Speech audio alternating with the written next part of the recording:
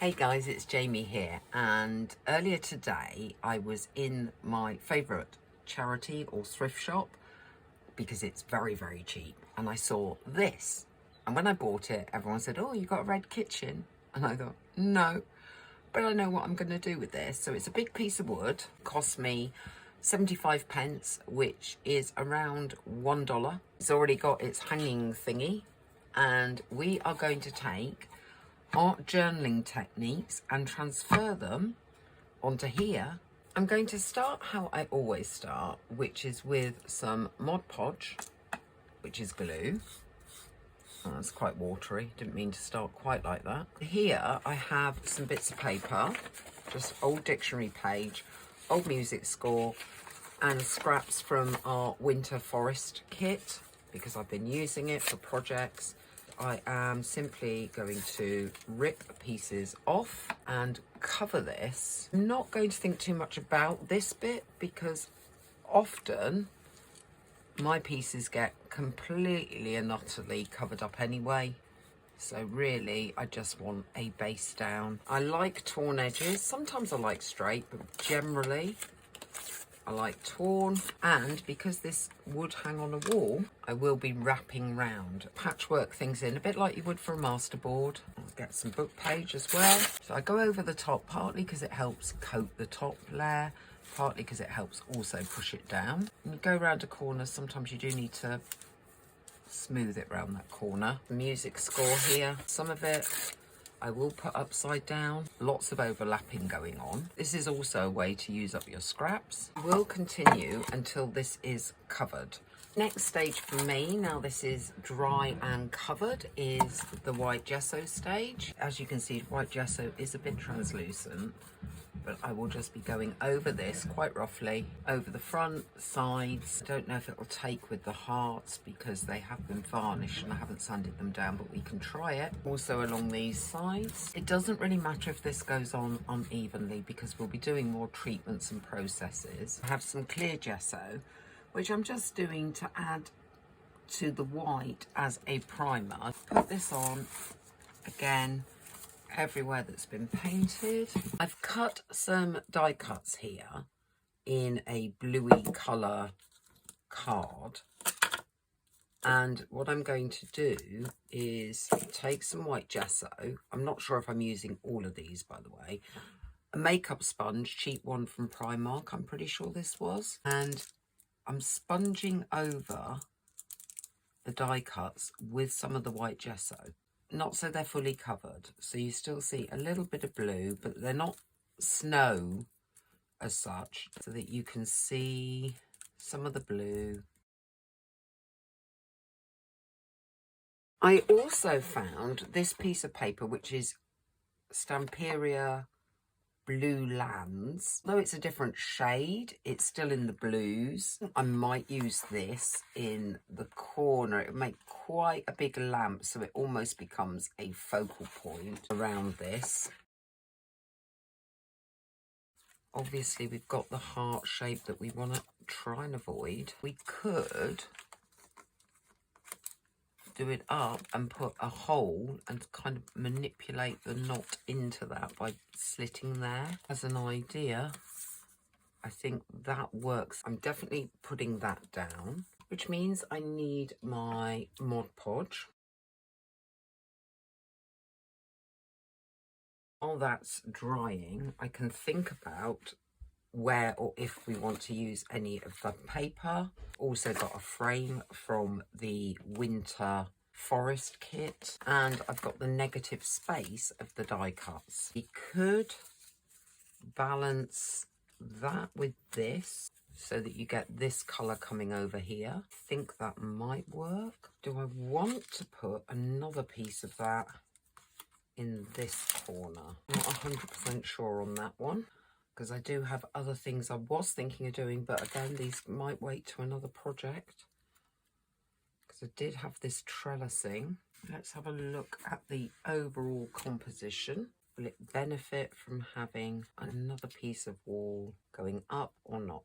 Don't know that it will, so we're going to leave that. We have these, which I think could be used to connect this to this. Might need to put another colour on them. Bring them around the heart.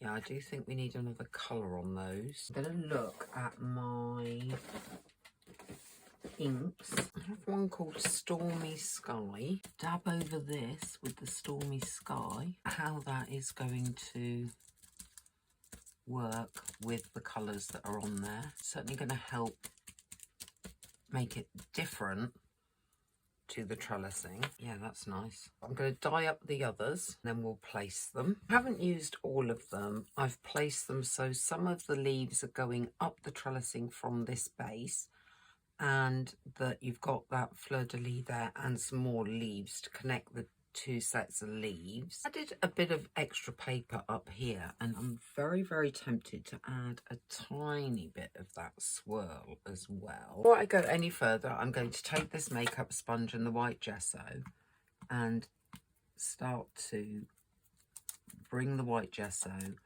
over these edges into the main design. I want to fade out some edges.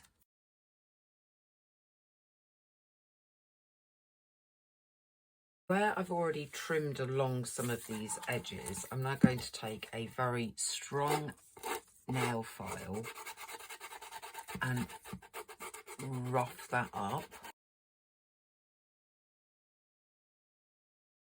And again, taking the white gesso now and the sponge to go over those edges. I have my homemade texture paste. I'm hoping it stayed soft in here. Yes, it has. And a handwriting type stencil. I am going to get some of this on here. Kind of just looks like a load of squiggles. Oh well, we'll keep going. That might be working. Just get that edge. And then I want to come over here. I think that will be okay. Probably get with some in that arch if I can.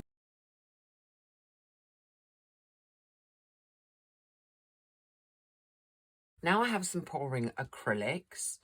This is the white, and that's where I will start.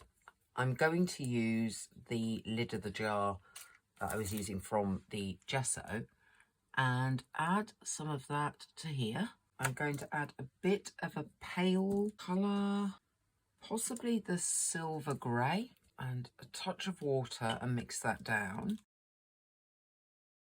That's possibly too pale, so I might add a bit more of the grey. Need to decide where I want the colour to concentrate. I think probably this corner going this way. I'm going to spray the canvas slightly. That will encourage a flow of the colour.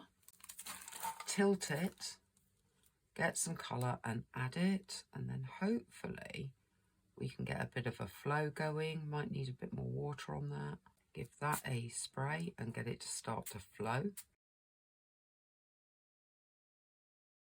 Give it a bit more water, encourage it across. We'll start to add some of this sea green. I can move it as well up and down. I'm trying to put some colour, very pale colour, around here. And add a bit more of the green this time. So each time we're taking this a shade or two darker. I'm going to bring the shades this way, but particularly this bottom corner. I'm adding quite a bit. I'm going to encourage that one. We've got quite a dark, it's hardly mixed at all. I love the softness of these colours, and I'm aware that I don't want to overdo them. However, I do have a stronger green I might want to get into a few places. I will use initially this sponge that had the white gesso on it. If that's too strong, we'll somehow get it off. Actually, that's quite interesting, the fact that when I dabbed it on and then used the spray, it disperse less. What I might do is work that colour up a little bit by mixing some.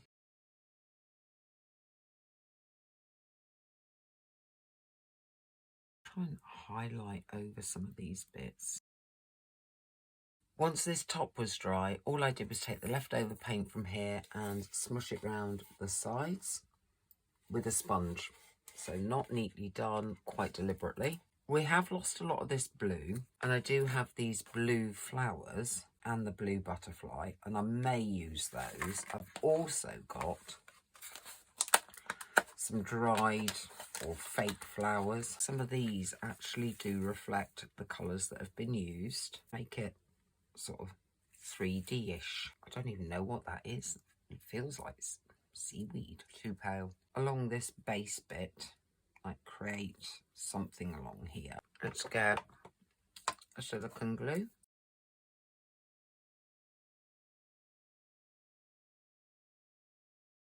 I wanted to make sure these stuck on, so I put a weight down on them with some greaseproof paper to protect them from sticking to the weight, and then fluff them back up. I do feel down here needs a bit of white, and I need to get some blue through. And my most successful way to paint is actually with my finger. Probably didn't need as much as that. And then just smush a bit randomly over the darker areas into the lighter areas. So then I thought, again, finger probably best for me, is take some of that Stormy Sky Distress ink and get some blue tapped through as well. And I might go around the edge of this heart, cover this a little bit, and try to do some white splashes. There we go.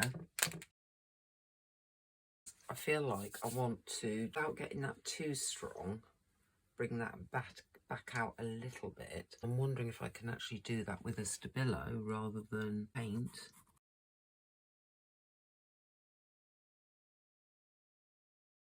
That's slightly better as far as I'm concerned. Probably wouldn't hurt to, well, it probably would hurt, but we're going to do it anyway. Sketch background this holder. We can put a bit of shadow under there. Would that be too much? Maybe. They're overdoing it probably. How am I feeling? I don't know if that really added anything, adding the dark to there. The white on the flowers is fine. Probably should have added some white onto those ones now. Might do. See if I can get away with it. Yeah. Hope you enjoyed that conversion video, and I will see you next time.